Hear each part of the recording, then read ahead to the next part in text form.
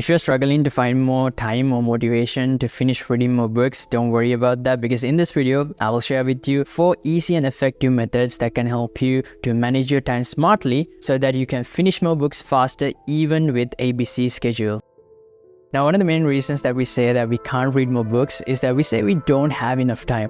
But the truth is, you have time, but the time that you have is being stolen away by these time vampires, and these are unnecessary tasks that you do throughout the day in random chunks of time. But the problem is, when these random chunks of time get coupled up together, they go from couple of random minutes to couple of hours. And one of the main ones is social media. You can see how much time you've been wasting if you go ahead and check your screen time. Now, I'm not telling you should completely cut off social media. What I'm trying to say is that you can assign certain times to where you can use social media and to where you can't use social media. And when you do this, you'll be able to save more time. Try to cut off half of your screen time, and then you can replace that time with reading books that you are genuinely interested in. You can read books that could literally change your life rather than just wasting that time that you can't get back on social media. Now, another major way that we waste a lot of time is actually by reading books. Not books that you find enjoyable or packed in value, but books that you find really boring. You continue to read these boring books. These are often books that are recommended in some sort of a top 10 list, or books that are often overhyped. And some of the main reasons to why you might want to continue to read this book could be because you might say to yourself that you might miss out on some really good information if you quit the book. You might say that you already invested money on this book and you want to read through it. And you might also say that you might feel like a failure if you don't finish the book. But one thing that you need to remember is that by continuing to read the book, you're actually wasting something more important than money. You're actually wasting time that you can't get back. That's time that you could have spent on reading a better, more enjoyable or life-changing book. And remember that you can always earn more money, but you can't get back that time. And life's just too short to read boring books. So instead of wasting that time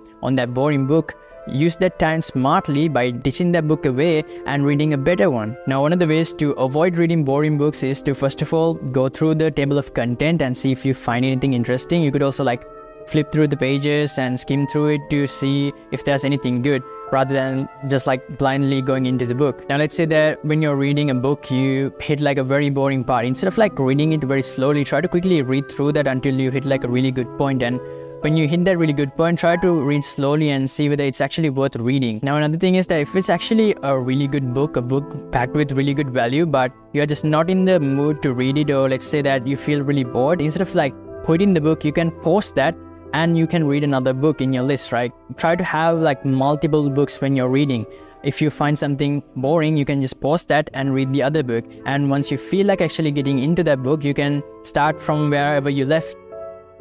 If your goal is to at least finish one book per week, and if you find it very hard to do that, let's say that you seem to not be reading enough, one thing that you can do is to first of all calculate the total number of pages and then divide it by 7. And when you do that, you'll be able to figure out how many pages that you need to read per day in order to finish that book in a week. Now, if that number is just too much for you, you can break it down into 2 chunks. You can read half of that in the morning and you can read half of that at night.